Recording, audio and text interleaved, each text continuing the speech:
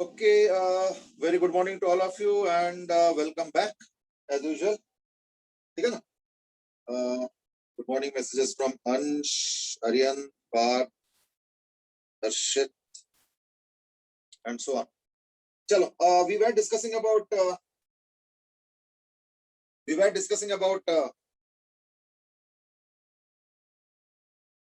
rate of flux change being the cause of EMF, है ना? So rate of flux change, so like EMF is because of rate of change of flux. ठीक है? And that's what was the last time. तो इसको हम लोग अगर quantify करते हैं तो हो जाता है E is equal to minus of d phi dt. ठीक है? With the minus sign having a special significance. This minus is just not casual. I mean, इस minus का significance क्या है? कि this represents opposition.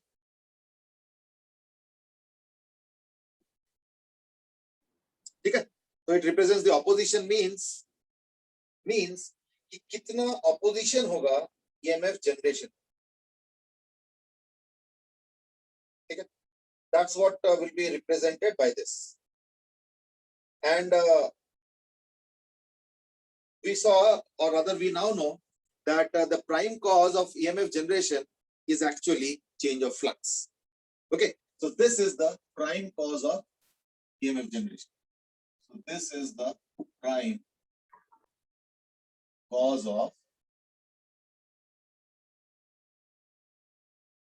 इसके पहले जो एक मोशनल EMF वाला आइडिया था, है ना, इसके पहले जो मोशनल EMF वाला आइडिया था वो गलत साबित हुआ. तो देखा गया कि असली जो कॉज है वो है rate of change of flux, और वो भी कौन सा ना, मैग्नेटिक फ्लक्स. ओके, चलो, so let's move on now.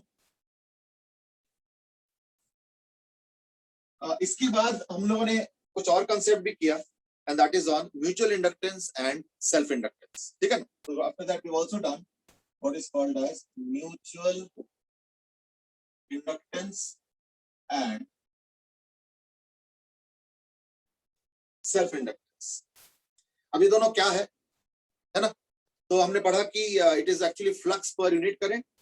अगर फ्लक्स पर यूनिट करंट में कोई दूसरा करंट होता है तो इट बिकम्स म्यूचुअल, और अगर खुद का ही करंट होगा तो it becomes self. This is the thing that we have actually read till now.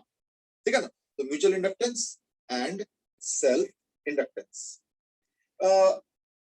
Mutual inductance के हमने एग्जांपल भी करा, like we now know about examples of mutual inductance as well. So let us take up one more example before we move on. maybe कल वाला example एक बार थोड़ा सा repeat कर लेते हैं. ठीक है ना? Let's say there is a coil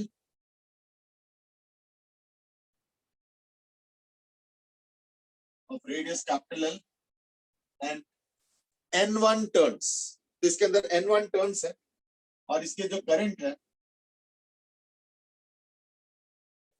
वो है KT. सिंपल क्वेश्चन से स्टार्ट करते हैं. And then this is a coil of radius small l with N2 turns, and as usual small l is very very small compared to capital L. So small l is very very small compared to capital L. ठीक है? That's what is given in this particular question. और क्या है?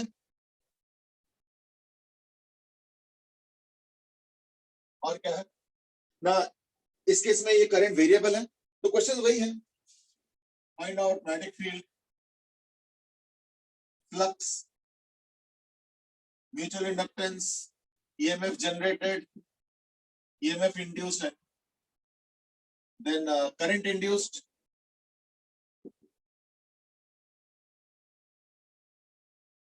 ठीक है?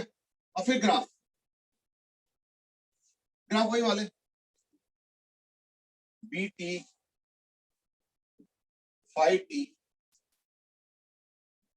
ET and small it, और last में induced current with direction. हमें डायरेक्शन भी चाहिए. तो दीज आर दी क्वेश्चंस. हमें नाउ गो अहेड. चलो गो अहेड करो.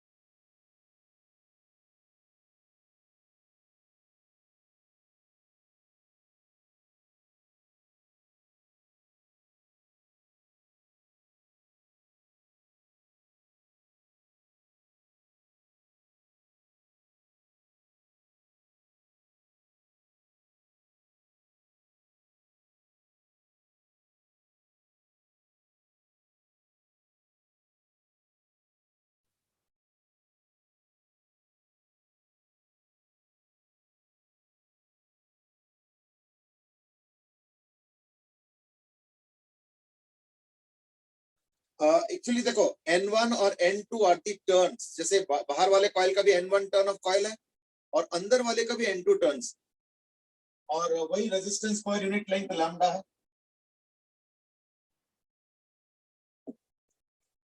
Resistance per unit length is lambda. So all the standard features are.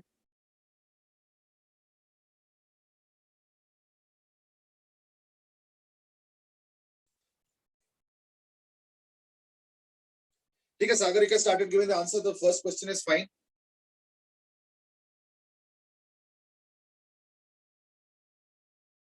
First question is of course perfectly fine.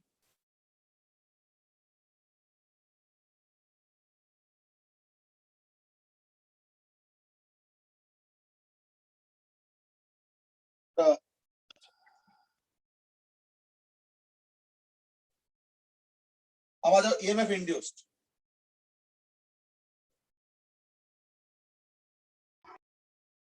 है ना, तो EMF induced क्या होगा ना, इसी का डिफरेंशिएशन, तो KT का तो K हो जाएगा, यानी mu naught N1 N2 K by L square by Q capital L.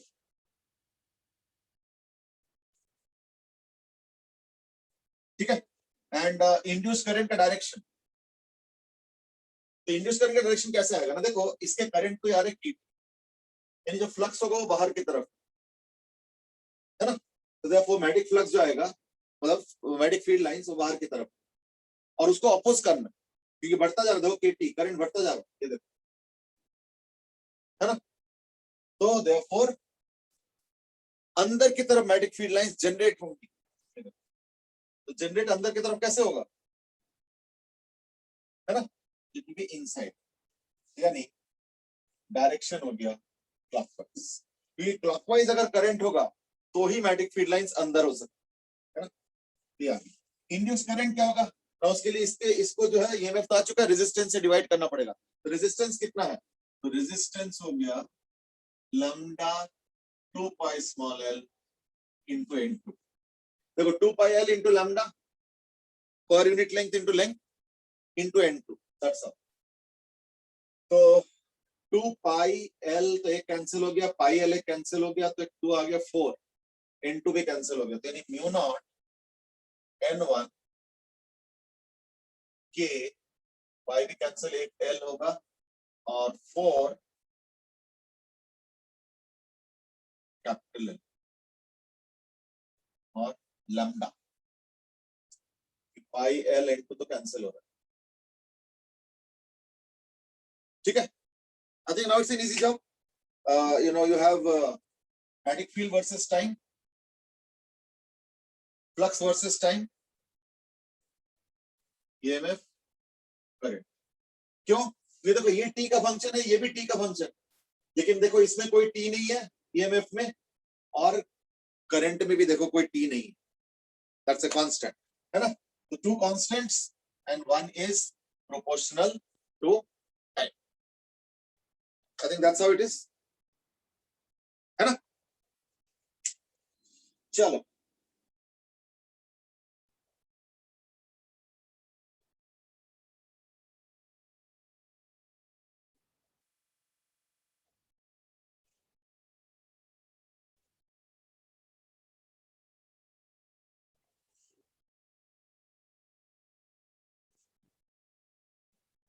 But in this case also I have taken कि इसका लेंथ बहुत ज्यादा है, क्यों, सेम प्रॉब्लम कि यहाँ पे जो मैग्नेटिक फील्ड है ना, अदरवाइज वो वेरिएबल हो जाएगा, तो कैलकुलेशन मुश्किल है, इसलिए हम पता क्या करेंगे, इसलिए हम क्या करेंगे,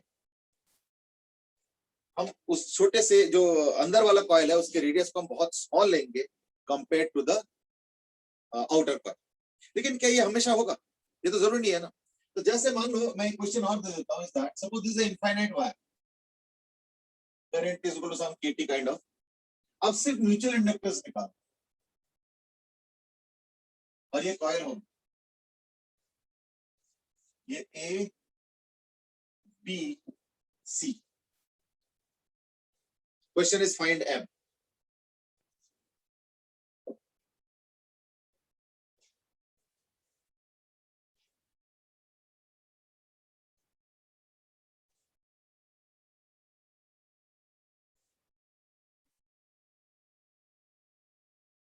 सोम है सेट की फिफ्थ वाला बता दो, शायद डायरेक्शन पूछ रहे हो Som, are you asking direction?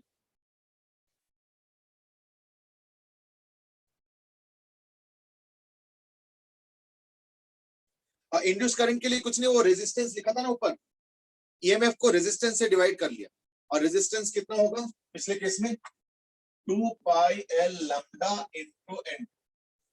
This was the resistance in the previous question.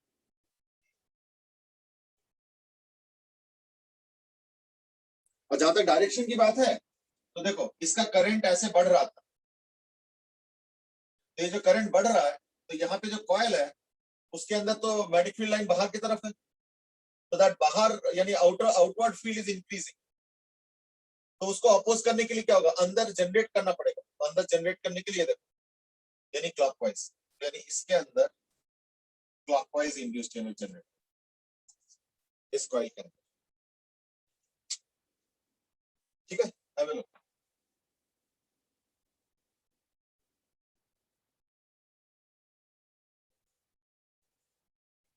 Okay, now go over to this question, and that is find out the mutual inductance.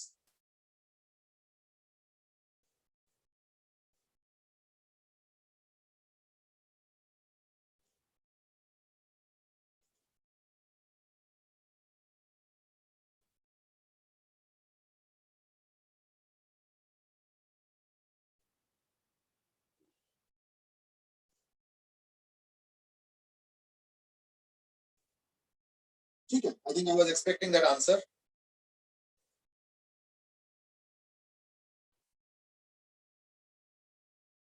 I'm just given a quick answer. I mean, मैं इसको expect कर ही रहा था।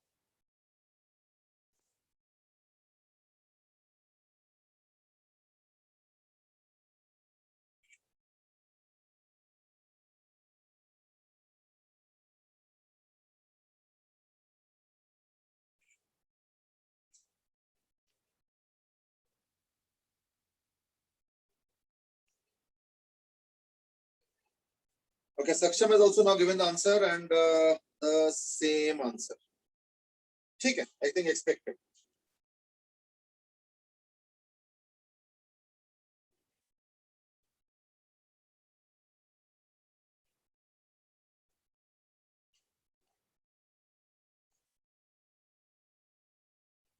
चलो ठीक है, I think it's not a very complicated question, simple, straightforward and direct one. In the sense that in this case, वो जो हम लोगों ने छोटे कॉइल लिए थे जिसकी वजह से मैग्नेटिक फील्ड हर जगह सेम ले लिया था, that is no more feasible. So this time we have to take the fact that yes, it's a variable magnetic field, क्योंकि यहाँ पे काफी डिस्टेंस में हेराफेरी है, यानी डिस्टेंस अलग अलग है, तो therefore let us take a distance of x.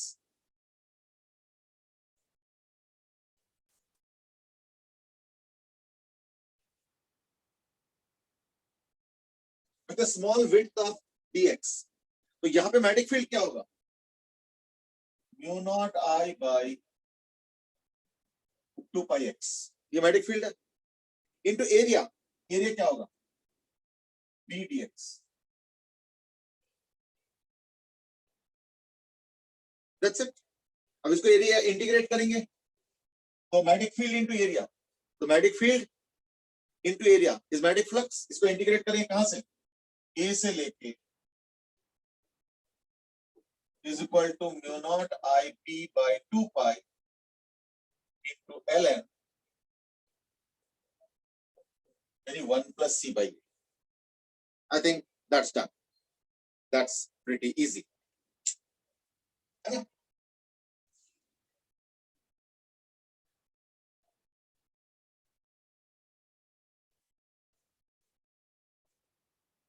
Okay, so that was an example of where you cannot take the same magnetic field because the size is so large that the magnetic field is going to pretty much vary hugely. तो यानी approximation इस case में नहीं चल पाए, and that's why we had to take integration. चलो ठीक है, so that was about your mutual inductance. Now let's look at an example of self inductance. So our example now is of self inductance. Self inductance क्या होगा? As I said, self inductance means खुद के ही current की वजह से खुद के अंदर फ्लक्स। तो उसका जो टिपिकल एग्जांपल है that is of a solenoid. Self inductance का एग्जांपल होता है जनरली जो हम लोग यूज करते हुए सॉलिड। तो सॉलिनॉइड में क्या होगा? ये देखो, ये है सॉलिनॉइड।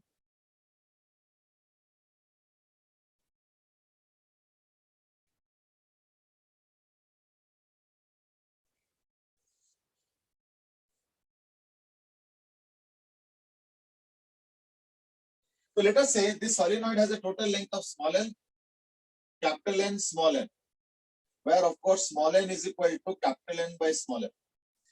Small n होता है turn density, number of turns per unit length. Capital N is total number of turns. ठीक है? So small l is the length of solenoid. Capital N is the total turns, and small n is called as turn density. यानी number of turns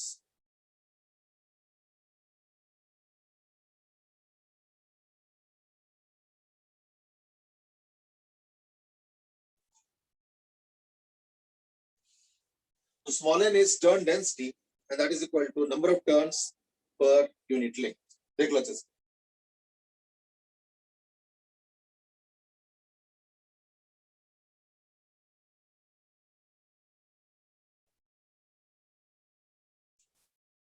I hope that's okay now. तो अगर मैं ऐसे लिखता हूं और सपोज इसका radius r हो जाए, in that case यहाँ पे जो फ्लक्स जा रहा होगा magnetic field, so we know that for a long solenoid the magnetic field can be taken as approximately mu naught n. So mu naught ni is the magnetic field. Flux के लिए क्या करेंगे? Into pi r square, magnetic field into area, flux आ गया, into total number of turns, क्योंकि turn turn turn turn करके है तो वही मैग्नेटिक फील्ड लाइन सेंटर कर रहा है, यानी इनटू टोटल टर्न्स है। So that is the flux. और हम बताएंगे self inductance capital L is equal to क्या? Flux per unit current. इस करंट से डिवाइड करेंगे यानी हो जाएगा equal to mu naught N N. अच्छा, कई बार क्या करते हैं हम लोग, इसको थोड़ा मॉडिफाई कर ले।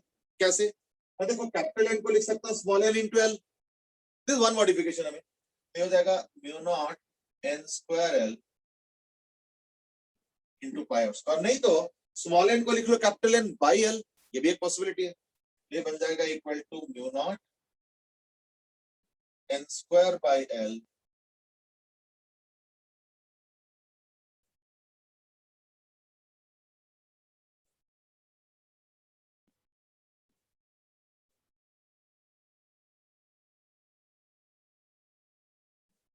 देख लो।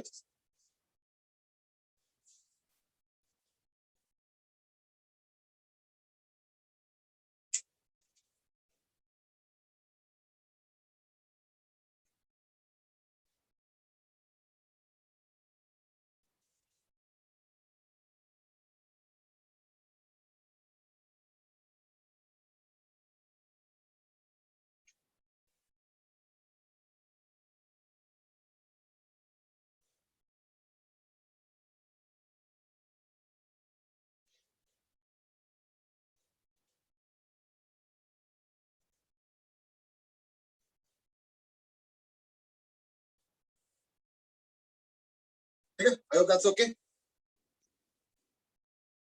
तो ये कोई अलग फॉर्मूला नहीं है, ये वही फॉर्मूला है बट अलग अलग तरीका लिखने का, कुछ टोटल टर्न्स के बेसिस पे इनटू टर्न डेंसिटी, यहाँ पे सिर्फ टर्न डेंसिटी के बेसिस पे, यहाँ पे टोटल टर्न्स के बेसिस पे और लेंथ के बेसिस, तो like the basis can change but they do not have different meanings, they have the same meaning.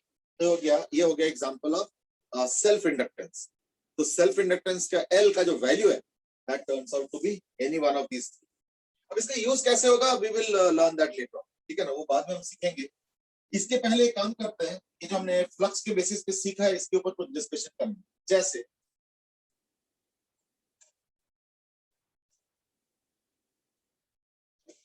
suppose I say that a rod has been put like this,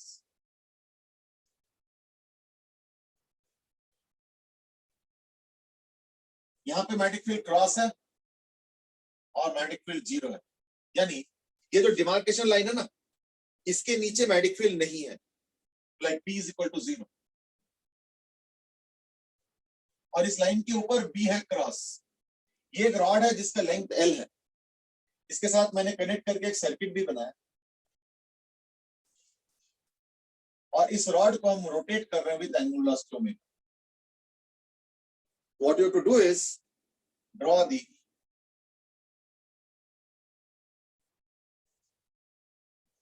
EMF versus time diagram. Draw करो।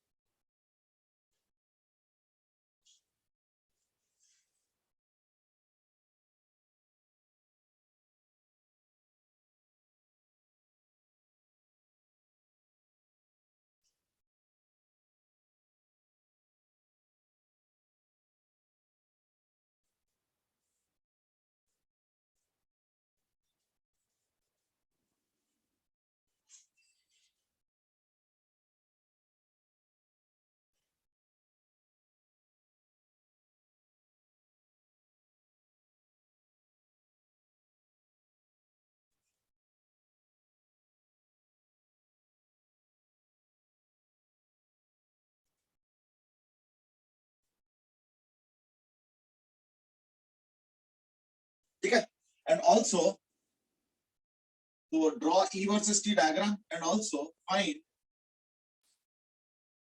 power average.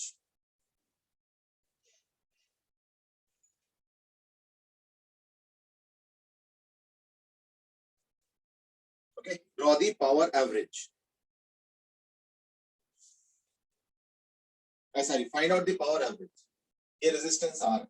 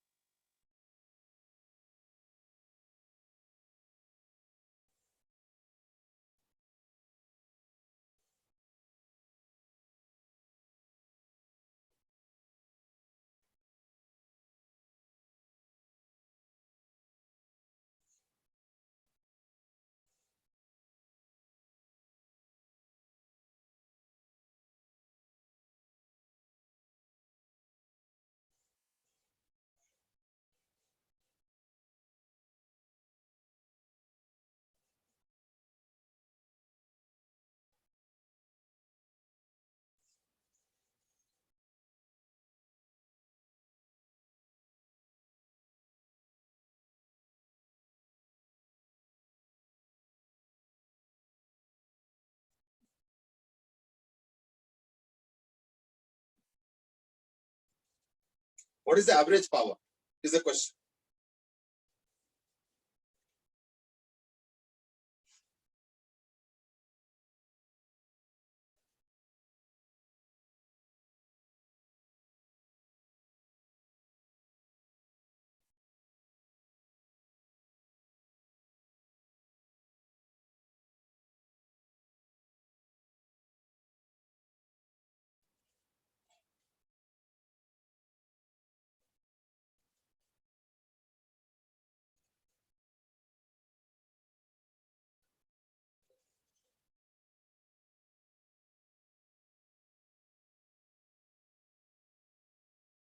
देखो, इस particular question में अगर मैं EMF versus time देखता हूं तो देखो क्या हो रहा है, आधे टाइम EMF जनरेट होगा, आधे टाइम होगा ही। क्यों? देखो रॉड यहाँ पे है, तो like it is with in the magnetic field, ये तो पूरा मैग्नेटिक फील्ड रीजन में है, अभी EMF जनरेट होगा, होगा बिल्कुल होगा, अभी भी हो रहा है, अभी भी हो रहा है, अभी भी हो रहा है, अभी भी हो रहा है, यहाँ तक तो होगा। उसके बाद क्या हो गया, देखो ये मैग्नेटिक फील्ड के बाहर आ गए, है ना, तो देयरफॉर वो जो है ना, वो मैग्नेटिक फील्ड के बाहर आ गए। जैसे मैग्नेटिक फील्ड के बाहर आ गए, EMF जनरेशन खत्म। ट्राई टू अंडरस्टैंड, यानी EMF जनरेशन खत्म। तो क्या होगा, अच्छा अगर मैं क्लॉकवाइज और एंटी क्लॉकवाइज में अगर कुछ साइन कन्वेंशन लगा दूं, दैट इज या साइन कन्वेंशन तो क्या लगेगा, ठीक है ना, EMF आधे टाइम जनरेट हो रहा है, तो like let's call EMF and no EMF, इसमें कोई डायरेक्शन चेंज तो हो नहीं रहा। तो इन दैट केस क्या होगा ना, EMF अगर हो गया half B omega L square, यानी ये हो गया ई नॉट, यानी half B omega L square. और वो आधे टाइम जनरेट होगा, तो टाइम पीरियड क्या है, 2 पाई बाय ओमेगा, यानी पाई बाय ओमेगा, तो पाई बाय ओमेगा का सीक्वेंस होगा।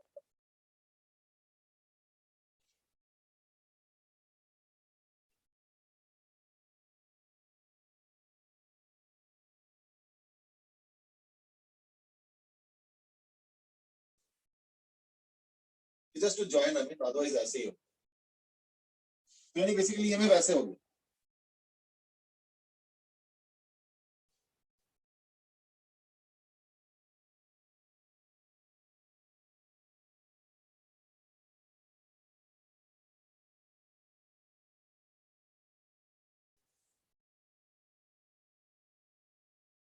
और क्योंकि आधे टाइम पावर जनरेट हो रहा है, पूरे टाइम पावर जनरेट नहीं हो रहा है, तो मैं काम करता हूँ, जो भी पावर आएगा उसको हम आधा कर लेंगे, है ना।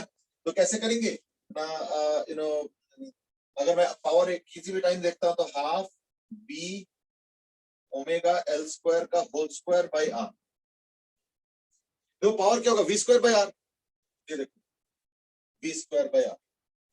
But I've got only one answer and that is from Ansh and that is b square omega l square l4 by 8r, ठीक है, वही आएगा। तो ये हो गया पावर, लेकिन क्योंकि आधे टाइम जनरेट हो रहा है और आधे टाइम जनरेट नहीं हो रहा है ना, इसलिए क्या हो जाएगा, power average will be equal to half of that, बस that's is equal to b square omega square l4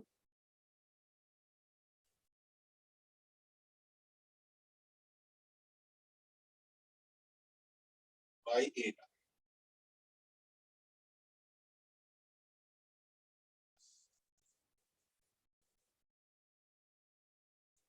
ठीक है, देख लो अच्छे से।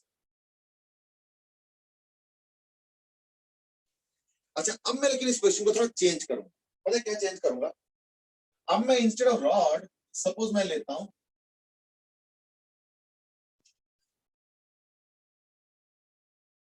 इंस्टेड ऑफ रॉड सपोज मैं एक काम करता हूं, मैं लेता हूं एक coil, coil is of 90 degree, इसका लैम्डा है रेजिस्टेंस पर यूनिट लेंथ, और इसका जो रेडियस है ना वो है एल, ये 90 डिग्री और ये ओमेगा से घूम रहा है, यहाँ पे सेम चीज मैग्नेटिक फील्ड है और मैग्नेटिक फील्ड जीरो है, ठीक है। तो यहाँ पे मैग्नेटिक फील्ड है इस लाइन के ऊपर और इस लाइन के नीचे मैग्नेटिक फील्ड देखो जीरो है।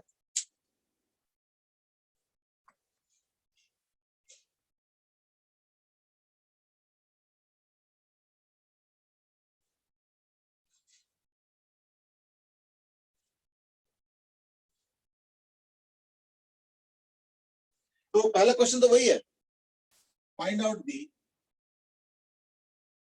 ईएमएफ वर्सेस टाइम का डायरेक्ट।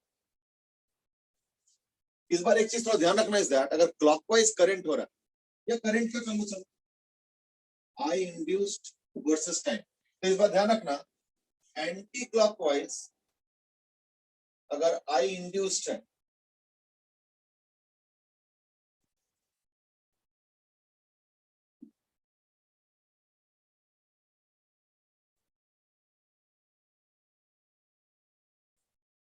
एंटी क्लॉकवाइज अगर आई इंड्यूस्ड होगा तो हम उसको पॉजिटिव लेके चलेंगे,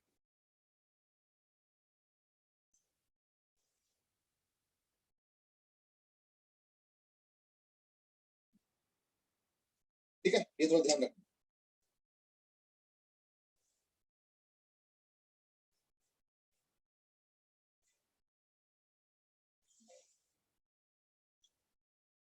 और सेकंड क्वेश्चन तो वही है, पावर एवरेज, और second is I induced versus T का ग्राफ।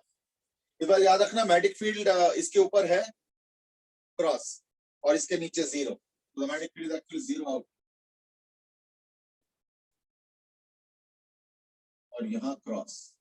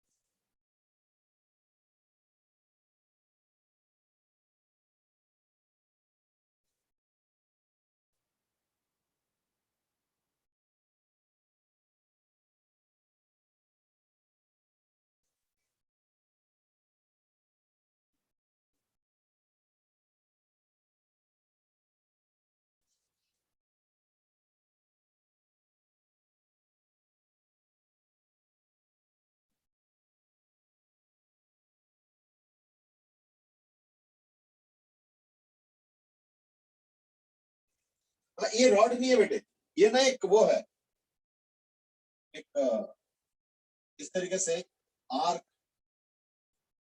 और ये मतलब एक पूरा ऐसे सिस्टम है जिसका लेंथ एल, और ये पूरा सिस्टम ऐसे घूम रहा है, तो लाइक दिस 90 डिग्री।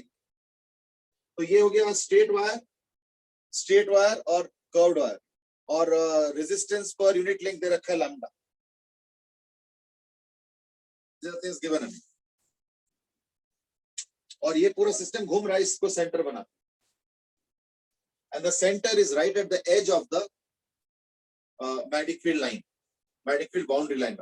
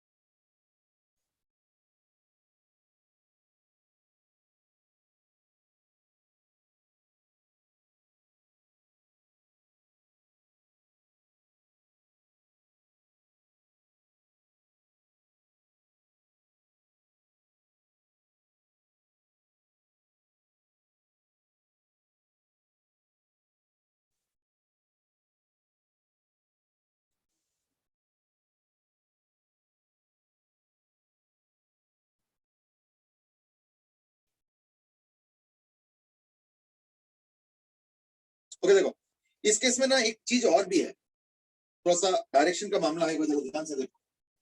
अभी देखो ये जैसे जैसे एंट्री करेंगे तो पता क्या होगा, इसका फ्लक्स बढ़ता जा रहा है, यानी इस फेज में फ्लक्स देखो बढ़ता जा रहा है। कौन सा? मैग्नेटिक फील्ड अंदर वाला लाइंस बढ़ता जा रहा है, तो उसको अपोज करने के लिए बाहर की तरफ लाइंस जनरेट करेंगे, यानी ऐसी, यानी इस तरफ। अभी अगर इंड्यूस करंट देखोगे तो ये generate, what is that? Anti clockwise. देखो यूं जा रहा है, फिर ऐसे फिर ऐसे, मतलब ये हो गया ड्यूरिंग एंट्री। अब एंटर कर रहा है धीरे धीरे धीरे इस तरीके से, क्योंकि ओमेगा कांस्टेंट है, इसलिए इसके ईएमएफ तो वही होगा, half B omega L square. क्यों? क्योंकि अल्टीमेटली है ये रॉड, बाकी ये तो अलोंग द डायरेक्शन मूव कर रहा है, तो कोई फर्क नहीं पड़ता, तो रॉड के हिसाब से। तो देयरफॉर इन दिस केस अगर देखोगे, तो जो इंड्यूस करंट बनेगा वो बनेगा half B omega L square by resistance. Now resistance कितना? Therefore I induced is equal to half B omega L square upon resistance. Now how much is the resistance? तो देखो इसका लेंथ हो गया, पूरे का होता तो 2 पाई आर, तो इसका pi r plus 2 r plus pi r into lambda, that is the resistance. सक्षम में कि वो आर्क की वजह से भी कुछ फ्लक्स आएगा। एक्चुअली देखो अल्टीमेटली पता है फ्लक्स कहां से आ रहा है? फ्लक्स इसकी वजह से आ रहा है। तो अगर मैं फ्लक्स देखता हूं तो फ्लक्स कितना है? हाफ आर स्क्वायर थीटा, है ना, इंटू बी। अगर तुमको डी फाई डी टी चाहिए तो क्या होगा? Half R square B into D theta D T. तो आर बोलते हैं यहाँ पे एल है, यानी इसको कर दो एल। तो half L square theta is the area, theta means this is the theta sub. तो एरिया हो जाएगा half L square theta, theta in radians, half L square theta is the area into B is the flux. उसको differentiate करो तो half L square d theta D t into B, that's omega. तो half B omega L square, यानी half B omega L square. इसलिए EMF में तो कोई change नहीं आया। और अभी हमने इंटरप्रेट किया कि डायरेक्शन एंटी क्लॉकवाइज है, और रेजिस्टेंस क्या होगा? रेजिस्टेंस हो जाएगा 2L प्लस, ये हो गया, ये पूरा सर्कल होता तो 2 पाई आर, ये इसका एक चौथा ही है, यानी पाई L by 2 plus pi L by 2 into lambda, 2 ऊपर चला गया तो ये खत्म हो जाएगा, इज इक्वल टू एल बाहर कर लो, एक एल खत्म हो गया, यानी B omega L by 4 plus pi into lambda. Have a look, B omega L into 4 plus pi into lambda, that's the I induced. Check कर लो।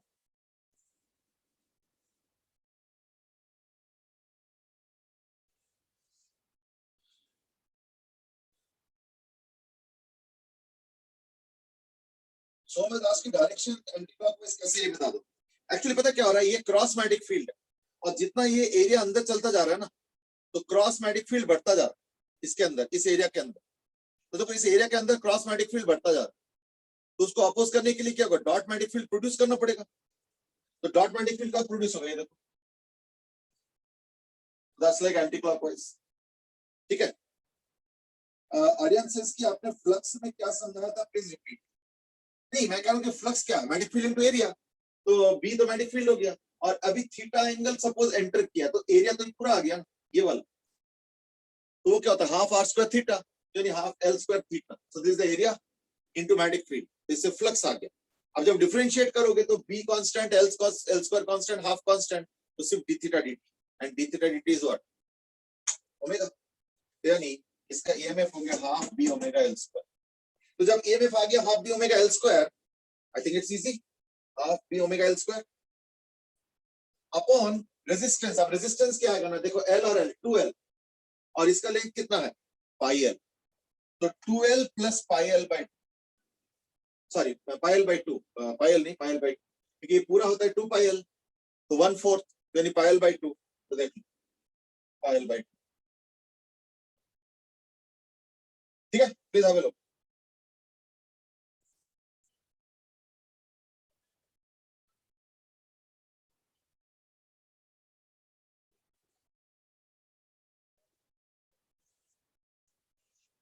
आई थिंक दैट्स सिंपल। तो B omega L square, तो एक L common ले लो, L खत्म हो जाएगा, तो 2 का उधर गया तो 2 खत्म हो जाता है, और 4L 4 plus pi r into lambda, तो lambda is the resistance per unit. अब देखो,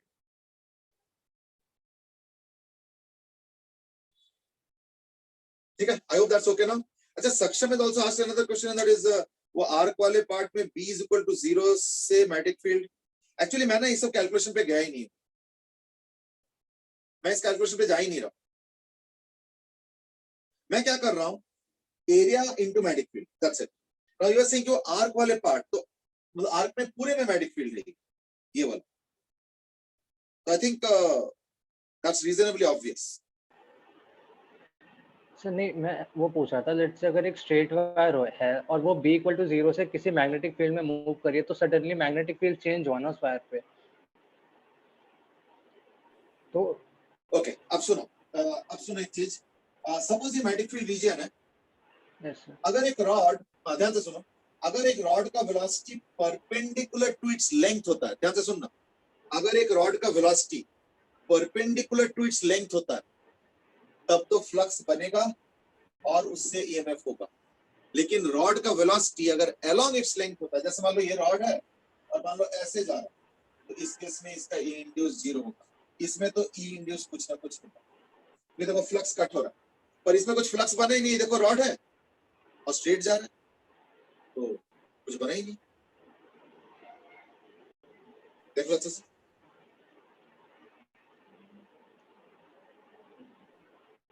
हाँ सर आ गया समझ में, थोड़ा तो अलग इससे ले क्या रहा होगा था। ना, ये जो पार्ट्स दिख रहा है ना यहाँ वाला, इसके वजह से कोई इंड्यूस्ड ईएमएफ अलग से, अगर तुम रॉड की तरह इंटरप्रेट करते हो, वैसे तो मैं फ्लक्स की तरह कर रहा था, इसकी सब चीजें सोचने की जरूरत नहीं, फ्लक्स की तरफ तो सीधा आ गया।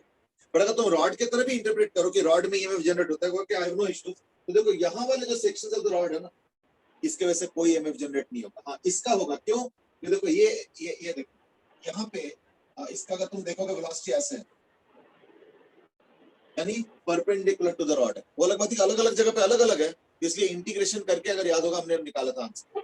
बट खैर अब तो हम फ्लक्स की तरह सोच रहे हैं, आई थिंक फ्लक्स की तरह अगर सोच रहे हो, then I don't think you need any interpretation, है ना, it's an automatic one, it's an automatic one.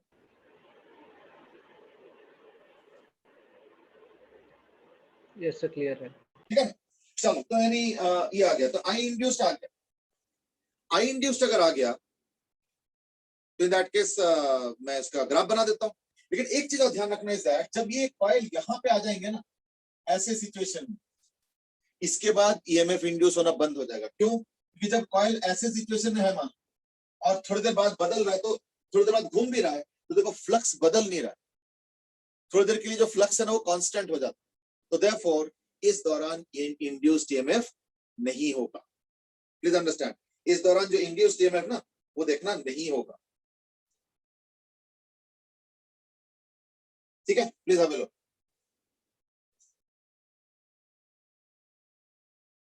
तो यानी इंड्यूस्ड ईएमएफ फिर से जनरेट होगा कब? जब ये यहां से ऐसे हो जाएगा ना, और अब बाउंड्री से बाहर निकलने लगेगा, that's where induced EMF will be again started to get generated। Please have a look। यानी सिर्फ एंट्री के 1/4 साइकिल और एग्जिट के 1/4 साइकिल सिर्फ इसी दौरान ईएमएफ जनरेट होगा, बाकी टाइम नहीं होगा। तो यार अभी देखो एग्जिट के टाइम होगा फिर से, और एंट्री के टाइम भी होगा। तो एंट्री के टाइम भी होगा और एग्जिट के टाइम भी होगा। have a look। ठीक है, यानी अच्छा एग्जिट के टाइम क्या होगा? देखो जब एग्जिट हो रहा है मान लो, तो ये हो गया मान लो कॉइल। अब क्या हो रहा है ना, क्रॉस वाला मैग्नेटिक फील्ड अब घटता जाएगा। देखो अब देखो क्रॉस वाला मैग्नेटिक फील्ड घटता जा रहा है। तो अगर क्रॉस वाला मैग्नेटिक फील्ड घटता जाएगा तो उसको अपोज करना, यानी उसको सपोर्ट करेंगे। उसको सपोर्ट करेंगे, कैसे सपोर्ट करेंगे? है ना, सपोर्ट करेंगे क्रॉस वाला। यानी अब जो इंड्यूस करंट होगा वो देखो क्लॉकवाइज आ गया, यानी एंट्री के दौरान इस कॉइल में इंड्यूस करंट होगा एंटी क्लॉकवाइज, और एग्जिट के दौरान क्या हो गया? क्लॉकवाइज। तो देखो मैं इसको प्लस माइनस में प्लॉट कर रहा हूं, कैसे? ऐसे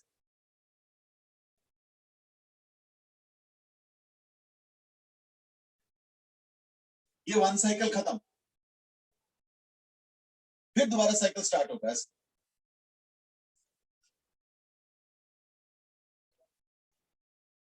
ये देखो दो साइकिल यहां खत्म, ये हो गया one cycle.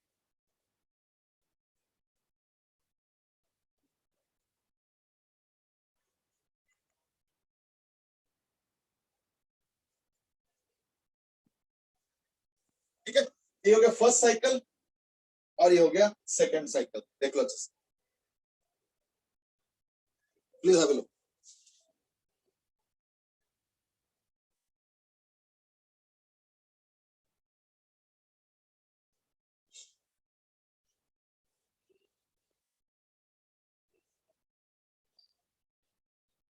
I think that's fine then, है ना? चल ठीक।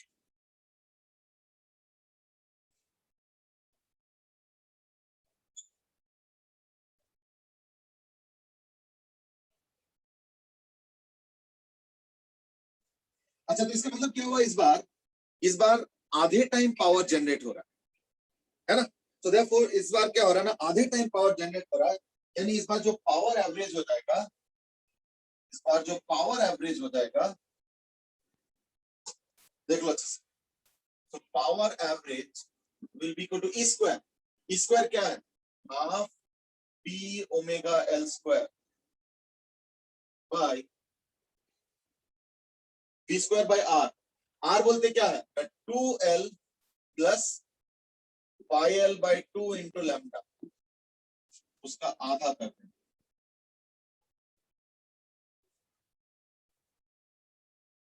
ठीक है, प्लीज हैव अ लुक।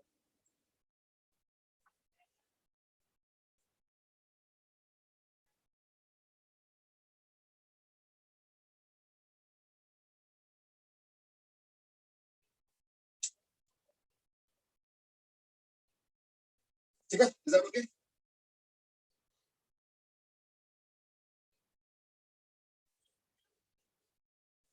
आधा कर दिया मैंने। आधा इसलिए क्योंकि 1/4 साइकिल में पावर जनरेट हो रहा है, फिर 1/4 साइकिल में नहीं हो रहा है, फिर 1/4 साइकिल में हो रहा है, फिर 1/4 साइकिल में नहीं होगा। तो दैट्स व्हाट यू सी। और डायरेक्शन के हिसाब से हमने किया तो आई इंड्यूस हमने निकाला था वही एमपी ओमेगा एल करके, तो मैं उसको आई नॉट लिख देता हूँ कि आई नॉट है और ये उतना ही होगा बट माइनस आई नॉट। देख लो जैसे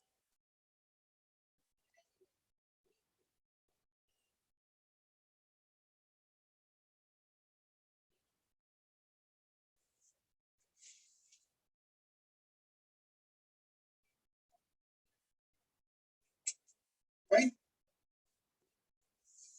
चलो, so that was about your induced EMF versus. अच्छा, अब मैं इसी क्वेश्चन को थोड़ा सा मॉडिफाई करके दूंगा।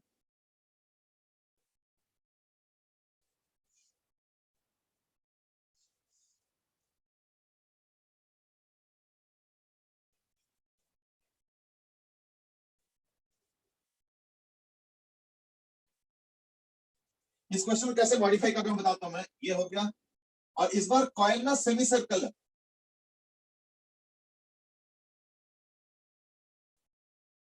एक एक में थोड़े थोड़े करके चेंज हो रहा है। Every question there is some change happening, mind you. ठीक है ना, प्लीज लो।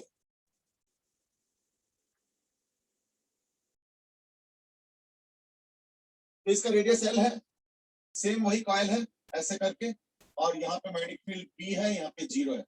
और इस बार थोड़ा सा अलग क्वेश्चन है। क्या क्वेश्चन है?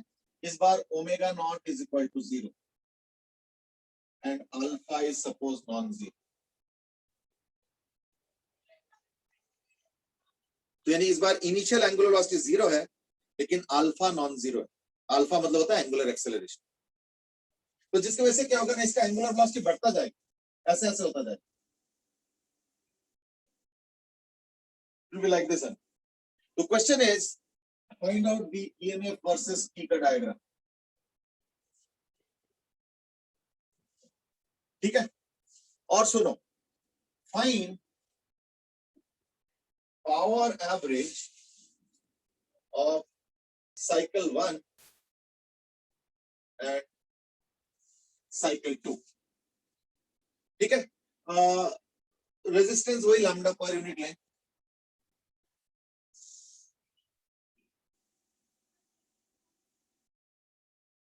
फाइन, तो lambda is the resistance per unit length. Please have a look.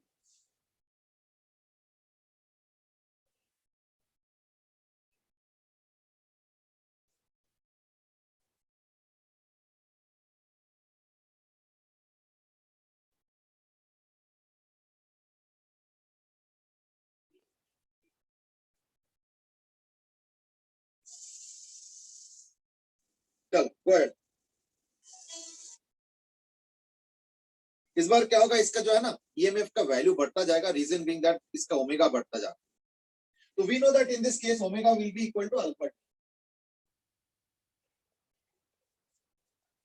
Omega alpha T है, तो यानी क्या होगा, ओमेगा यानी एंगुलर वेलोसिटी का वैल्यू बढ़ता ही जाएगा। तो देयरफॉर मैं एक काम करता हूं, दो बाउंड्स बना देता हूं।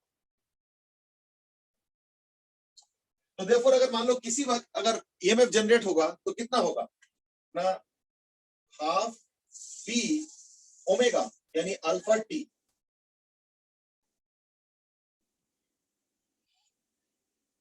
लेकिन एक छोटा सा दिक्कत पता है क्या है, कि इसका डायरेक्शन बदलेगा, क्योंकि देखो ये जो सेमी सर्कल है ना, ये सेमी सर्कल पहले पूरा एंट्री करेंगे। तो याद है ना एंट्री के दौरान क्या होता है, जैसे एंट्री होता है तो क्या होता है ना, फ्लक्स जो अंदर वाला है वो बढ़ता जा रहा है। तो अगर अंदर वाला फ्लक्स बढ़ता जा रहा है, ठीक है, तो वो बाहर जनरेट करेगा। तो बाहर जनरेट करने के लिए क्या होगा, एंटी क्लॉकवाइज। ठीक है, तो यानी स्टार्टिंग में क्या होगा, जो ईएमएफ इसमें जनरेट होगा वो होगा anti clockwise. I hope that's okay. तो एंटी क्लॉकवाइज होगा। अच्छा, हाफ साइकिल तो एंटी क्लॉकवाइज होगा। जैसे ही बाहर आने लगेगा, ये तो अभी एंट्री हो रहा है, तो जैसे ही बाहर आने लगेगा फिर क्लॉकवाइज होगा। लेकिन अगर तुम पहला साइकिल का टाइम देखते हो तो देखो थोड़ा ज्यादा होगा। क्यों? अल्फा है तो स्पीड बढ़ता जा रहा है, तो अगला साइकिल का टाइम कम होगा, उसका अगला साइकिल का टाइम और कम होगा, उसके अगला साइकिल का टाइम और कम होगा। यानी cycle time goes on reduce.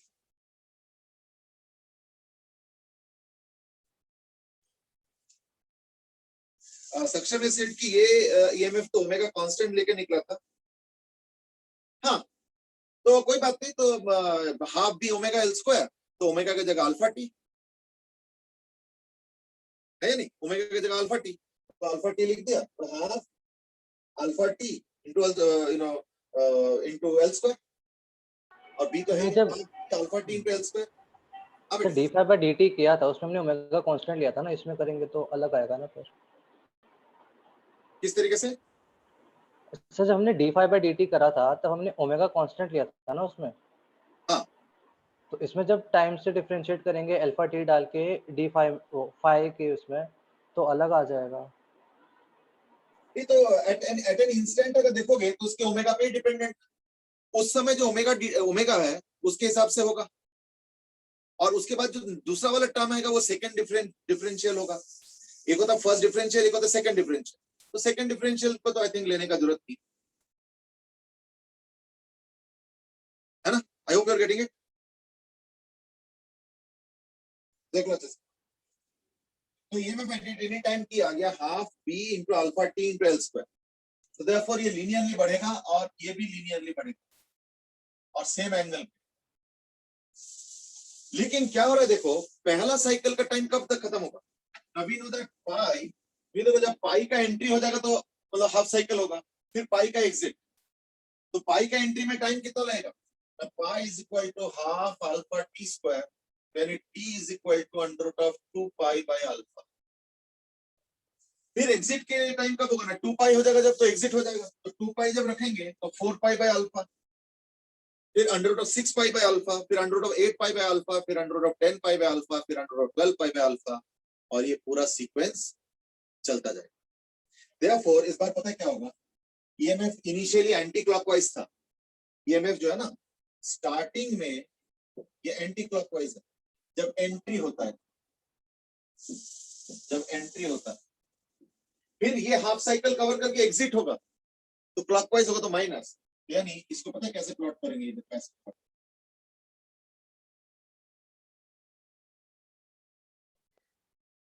तो देखो ये टाइम सबसे ज्यादा है, उसके बाद देखो टाइम कम हो जाएगा, ठीक है, उसके बाद देखो टाइम और कम हो जाएगा,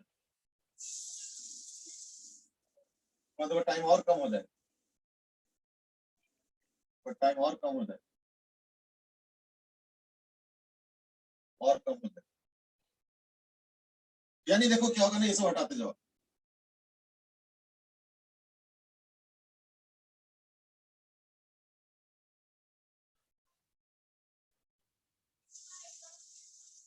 ये देखो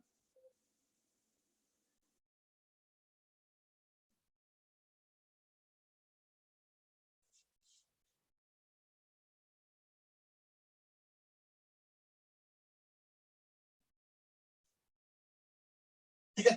और इसके टाइम फ्रेम्स देखो, टाइम फ्रेम आ गया 2 पाई बाय अल्फा का अंडर रूट, ये हो गया under root of 2 pi by alpha, ये हो गया time period of time frame of 4 pi by alpha, ये हो गया under root of 6 pi by alpha, ये हो जाएगा under root of 8 pi by alpha, फिर ये हो जाएगा अंडर रूट ऑफ, और एक चीज बताऊं, वैसे देखने में तो कुछ गैप सा यूनिफॉर्म लग रहा है, 2 pi 4 pi 6 pi 8 pi 10 pi and so on, लेकिन एक्चुअली ना इसके इंटरवल्स घटते जाते। क्यों? क्योंकि अगर तुम root 1 root 2 root 3 root 4 root 5 इस तरह से लिखते हो ना, जो कि इसी तरीके का है कुछ सिमिलर में, तो इन दैट केस रूट 1 और रूट 2 के बीच में जो गैप है उससे कम गैप होगा रूट 2 और रूट 3 का, उससे भी कम होगा रूट 3 और रूट 4 का, उससे भी कम होगा रूट 4 और रूट 5 का, तो इसलिए देखो गैप सिकुड़ता जा रहा है, और वही हो रहा है देखो इस केस में, देखो रिड्यूसिंग गैप है, ये गैप ज्यादा है और कम हुआ और कम हुआ और कम हुआ और कम हुआ और कम हुआ एंड सो ऑन। तो यहां तक तो आ गया ग्राफ। इसके बाद जो एवरेज साइकिल पावर भी पूछा है, तो एवरेज साइकिल के लिए क्या होगा ना, क्योंकि वेरिएबल ईएमएफ है तो हमें इंटीग्रेट करना पड़ेगा, तो E square by R, T square तो यहीं से आएगा टी स्क्वायर करके, तो ये आ जाएगा ई स्क्वायर हो जाएगा 1/4 B square alpha square L4 by R. अभी फिलहाल ना मैं आर को रेजिस्टेंस ले लेता हूँ, बाकी आर मालूम है मुझे, आर तो फाइंड आउट कर सकता हूँ, आर हो जाएगा 2L plus pi L into lambda. तो वो तो बाद में भी पुट कर सकते हो, 2L plus pi L into lambda, that you can do later on, ये पुट कर लेना। Into T square D T का इंटीग्रेशन कब से कब, 0 से लेके 2 पाई, ठीक है। ये हो गया total power upon time T, यानी अपॉन अंडर रूट ऑफ, ये हो गया फर्स्ट साइकिल वाला, साइकिल 1, मतलब साइकिल इन द सेंस की ये वाला, ठीक है। अच्छा अगर तुम पूरे साइकिल का चाहते हो ना, पूरा साइकिल मतलब यहां तक होता है पूरा साइकिल, तब तो in that case 4 pi by alpha कर, मतलब मेरा कहने का मतलब ये था कि अगर इतने इतने का अलग से निकालो होगा, इतने इतने का अलग से निकाल रहे हो तब तो अलग बात है, और नहीं तो एक काम करो पूरे ही कर लो, तो 0 to 4 पाई जी हो जाएगा। ये हो गया फर्स्ट साइकिल का पावर एवरेज, देख लो अच्छे से।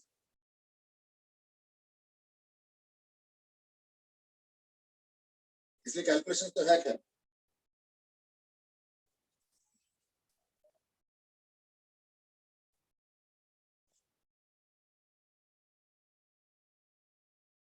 ठीक है। ये हो गया फर्स्ट साइकिल का, यानी क्या होगा टी क्यूब बाई 3, तो 3 आ जाएगा और टी क्यूब में इसी का क्यूब आएगा तो वो खत्म हो जाएगा, तो नीचे 4 पाई बाय अल्फा बचेगा।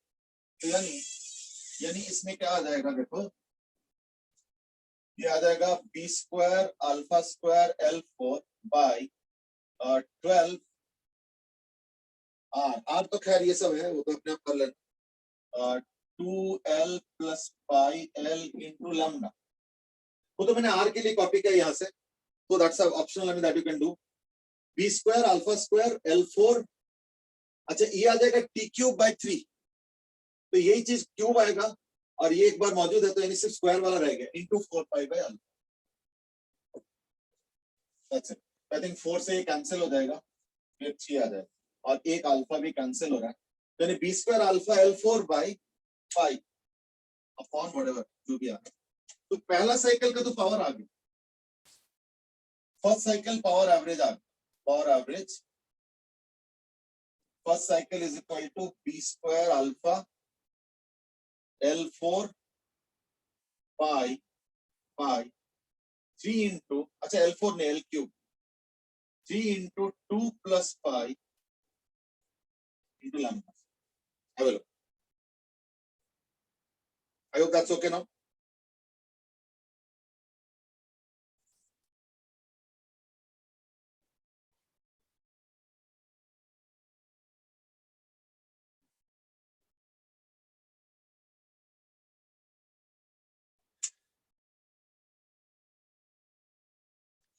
ठीक है, ये हो गया फर्स्ट साइकिल।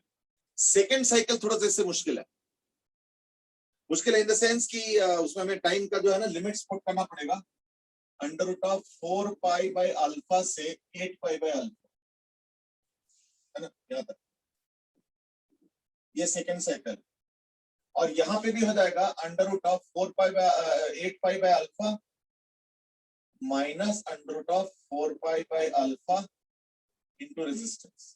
ये एवरेज पावर के लिए क्या, टोटल एनर्जी जनरेटेड जो कि square by R into T से आएगा, और अपॉन टाइम इंटरवल, तो टाइम इंटरवल हो गया 8 पाई बाय अल्फा का root minus 4 pi by alpha का रूट।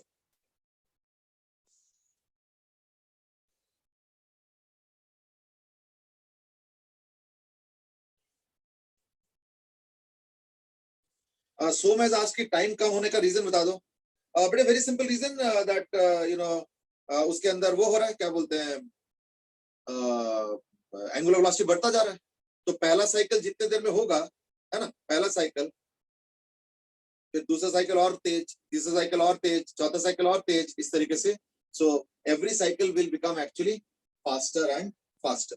देख लो अच्छे से।